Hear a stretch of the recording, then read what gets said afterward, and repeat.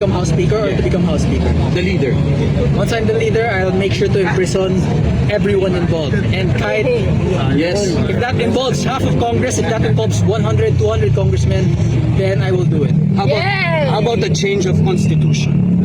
That's also very possible, pero ngayon, the Constitution, it will be a legal term. Ngayon, ang problema natin, our immediate issue is the stolen funds and the pervasive corruption within our government. Any constitutional change will happen after that. Okay.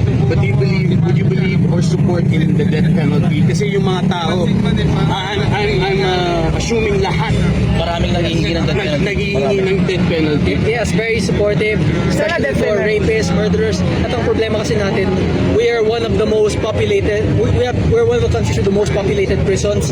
Yung death penalty, ba't pa natin hayaan mabuhay ng mga 20 years, 30 years yung mga nagmamanyak ng mga bata when we can just kill them and save all the money that we would have spent on their food and on their cells. Kung sakaling bumaba si Bongbong Marcos ngayon, ang obviously na mahahalal si Duterte, ano palagay mo tayo? Well, anyone except Marcos, I'm pretty sure na siya naman ayaw niya kay Marcos, so I'm sure that she will be able to I'm sure she will be able to imprison those involved in the flood control kasi hindi naman sila pati ni Romualdez, hindi naman niya poprotektan sila Romualdez. At yung mga congressman na gusto siyang ipa-impeach. So it's very possible that we will get justice.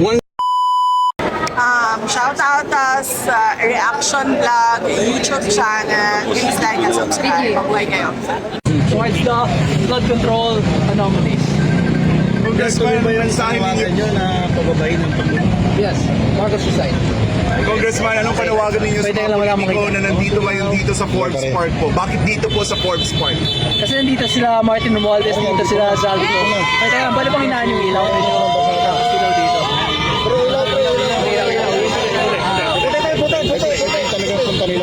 Okay.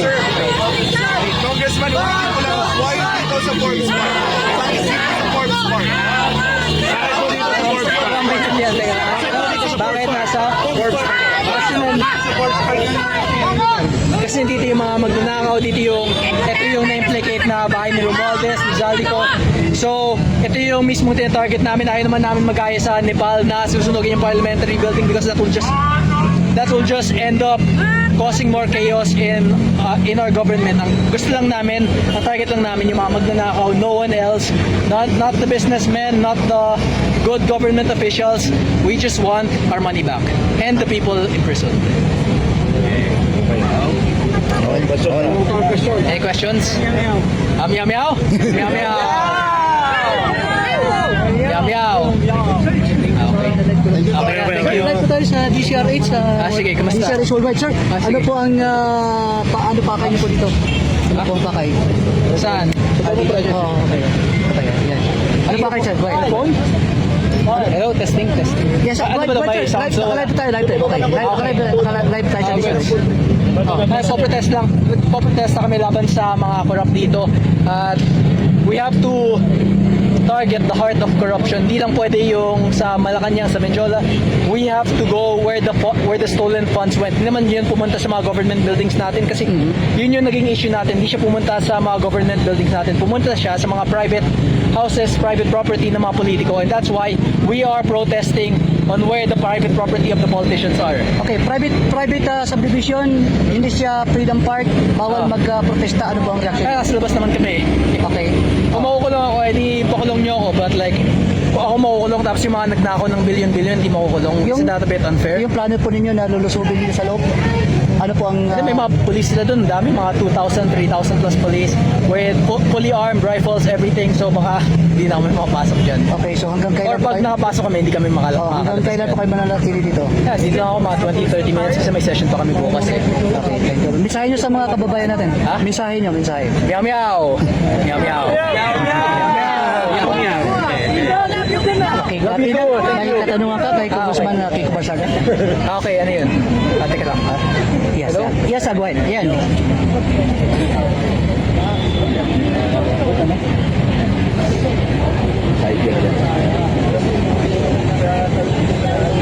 Ha? Hello? Hindi ko maintindihan. Ano yun? Go ahead, go ahead.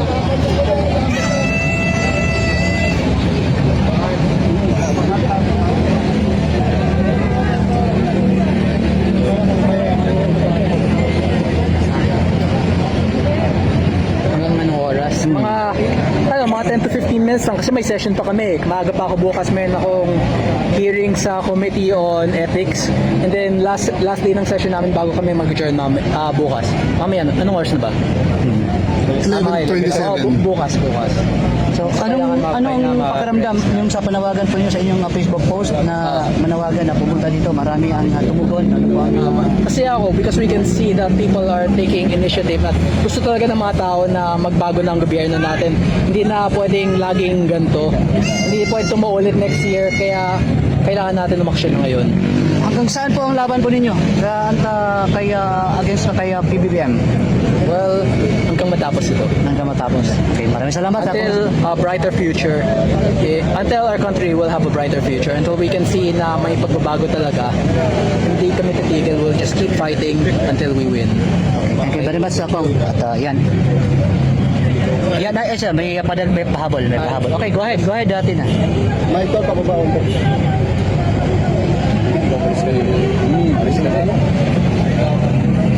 Meron kami bukas, pero surprise yon. Baka hindi namin sabihin kung saan at kung kailan. Kasi hindi din naman sinasabi ng mga magnanakaw kung kailan sila nagnanakaw. Kaya hindi din namin sasabihin kung kailan kami magpoprotesta laban sa pagnanakaw nila. Okay? Okay, maraming salamat si Congressman Kiko Barsaga. Also sorry din sa lahat ng mga pulis at sa lahat ng mga security agencies. Ang dami-dami nila nag-overtime ngayon, thousands. Pero kailangan talaga ito ng bansa natin. If we do not show, not just the local community but the international community, that there is chaos and there is corruption within our system, then there will be no change. Hindi natin pwedeng ulit-ulitin lang yung mga nangyayari for the past few years, for the past, ever since Marcos sat down and Romualdez became speaker, lahat ng ito, this has only been getting worse and worse. At hindi namin pwedeng hayaan lang ito. At some point, we have to say it has to stop. Kung tuloy-tuloy na ba ito? Yes, every day. Pero yung bukas, yung next day, surprise, hindi ko sasabihin kung saan subdivision, hindi ko sasabihin kung ilan kami, hindi ko sasabihin kung anong oras, it's just surprise, and sila na bahala.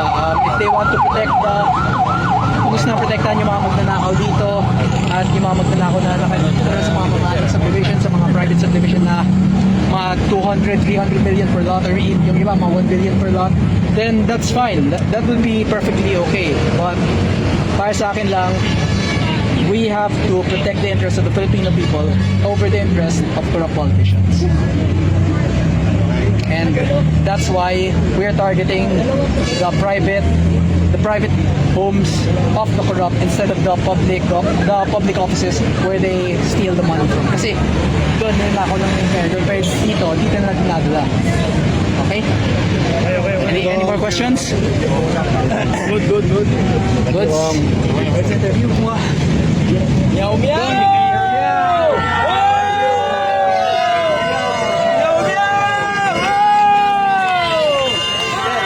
Anong panawagan mo sa Mindanao? Anong panawagan? Very good. Salamat sa supportan nyo. And sa amin naman sa Luzon, medyo hindi pa kasi kami tapang nyo, but we are building the numbers and we are growing. Sana sa mga makapunta dito, we will welcome you. Yung anong sabi ni Sam Kinson na magpadala daw ng barko doon? Oh, very good. Very good. Sure. 10,000. Next time, 10,000 na tayo dito. Nakakita nyo na kami, lahat kami dito. Lalabanan namin si Marcos. Lalabanan natin lahat? Lalabanan natin lahat. Si Marcos, Martin Romualdez, lahat yan. Labanan natin lahat. Yun ang sabi ni Pong sa lahat. Sa lahat ng probinsya sa Mindanao. Butuan City, Davao City. Lahat ng probinsya dyan. Laban ng pulong-tulong tayo. Ay, kaya po yan. Meow meow!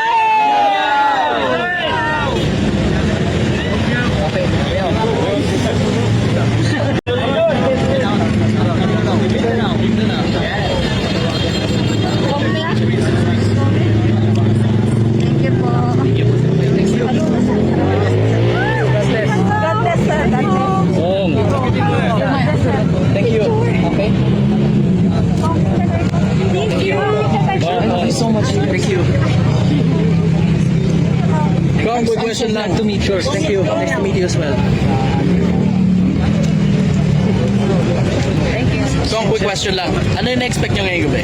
Ngayon, well, start pa lang natin to. So, ito yung first day natin and it will get we will grow stronger and stronger. Next time, surprise na tayo kasi ngayon nakapaganda sila ng mga 2,000, 3,000 policemen sa loob ng Forbes Park. Next time, surprise na hindi nila alam kasi alam naman yung mga magnanakaw, hindi na sasabi kung kailan sila magnanakaw. Hindi natin sasabihin kung kailan tayo magpo-protesta, okay? Okay. Paano ka namin masusuportahan?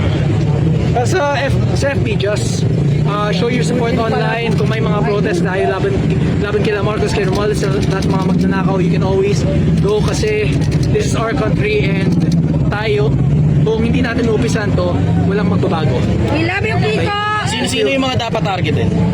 Martin Romualdez and Yes. Martin Romualdez at si Bongbong Marcos. Sila talaga Yes, yung pinaka yes. mastermind ng lahat ng yan. It's impossible na wala silang alam dyan at wala din silang ginagawa laban sa korupsyon.